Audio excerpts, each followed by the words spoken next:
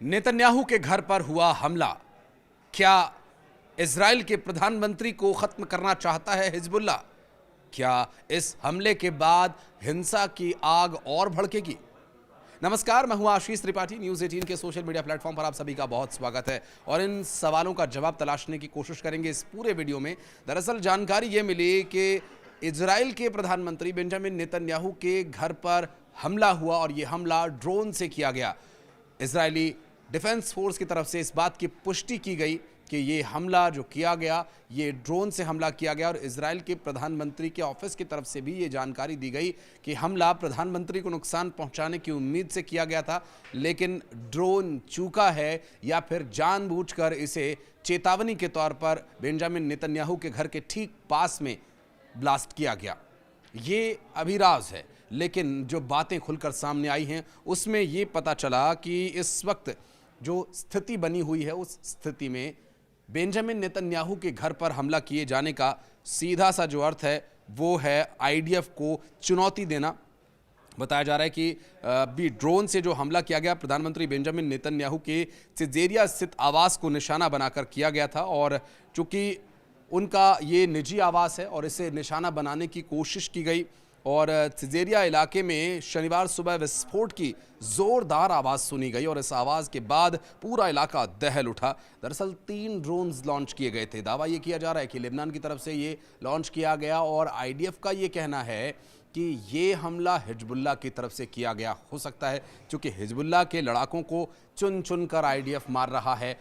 Benjamin Netanyahu के निर्देशों पर। और आपको बता दें कि इजरायली सेना ने यह भी बताया कि ये ड्रोन जो एक इमारत से टकराया उसने इमारत को नुकसान पहुंचा और अभी तक इस पूरे मामले में किसी के घायल होने की कोई पुष्टि नहीं हुई है। और यरूशलेम पोस्ट रिपोर्ट के मुताबिक सिजेरिया में ड्रोन हमले के समय ही तेल अवीव में भी सायरन की आवाज़ सुनाई दी थी।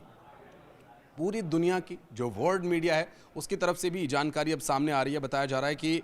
शनिवार सुबह दागे गए ड्रोन में एक सिजेरिया में प्रधानमंत्री नेतन्याहू के निजी आवास को निशाना बनाने के लिए ये सोशल मीडिया पोस्ट के माध्यम से दावा किया गया। दरअसल बेंजामिन नेतन्याहू के घर का एक हिस्सा जो इसकी चपेट में आया और आईडीएफ ने बताया कि 2 ड्रोन्स और भी लॉन्च किए गए थे जिन्हें रोक दिया गया और इसके चलते गिलोड सैन्य अड्डे पर अलार्म्स बजने लगे और इसके बाद में सेना ने बताया कि ये ड्रोन क्षेत्र में नहीं थे और शनिवार सुबह ये हमला किया गया था। इस वक्त जो परिस्थितियां बनी हुई हैं जिसमें इजराइल लगातार हिजबुल्लाह के लड़ाकों को, उनके आतंकियों को ढूंढ ढूंढ कर मार रहा है और ईरान के साथ एक मोर्चे पर युद्ध चल रहा है और एक तरफ हिजबुल्लाह के साथ उनका जो पुराना विवाद है उस विवाद को ख़त्म करना और आतंकवाद को ख़त्म करना। दावा इजराइल की तरफ से बार बार यही किया जाता है, लेकिन 7 मोर्चों पर लड़ाई लड़ने का दावा करने वाली इजरायली सेना क्या अपने प्रधानमंत्री को सुरक्षित नहीं रख पा रही है? सवाल ये भी अहम है। ये इसलिए भी अहम हो जाता है क्योंकि ये जो ड्रोन का हमला हुआ इस ड्रोन को बहुत नज़दीक प्रधानमंत्री आवास के पाया गया और यदि ये ड्रोन इस हमले में कामयाब हो जाता तो क्या इजराइल की तस्वीर बदल जाती?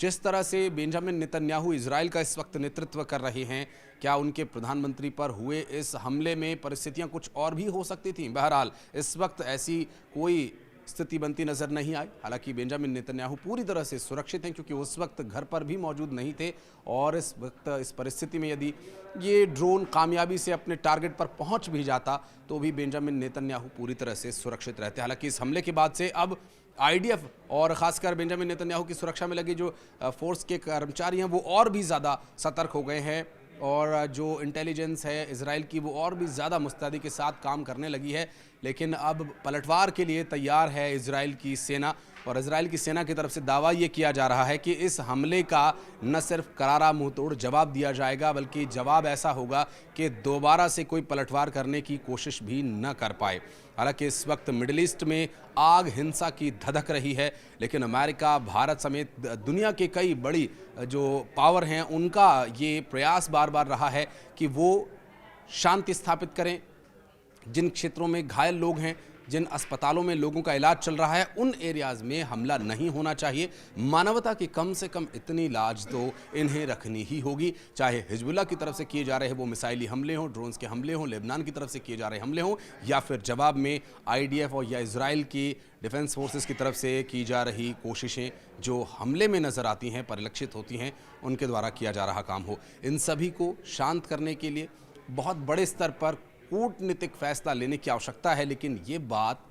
क्या वो बड़े देश समझ नहीं पा रहे जो इसमें मध्यस्थता कर सकते हैं, या फिर इजराइल और हिजबुल्लाह, लेबनान, ईरान अपनी अपनी चला रहे हैं? बहरहाल अब इन परिस्थितियों से निकल पाना कितना चुनौतीपूर्ण है और ये परिस्थितियां आखिर कहां जाकर अंत होती दिखाई दे रही हैं, इस बारे में अगर आप कुछ कहना चाहते हैं तो कमेंट सेक्शन में आके आप अपनी राय रख सकते हैं।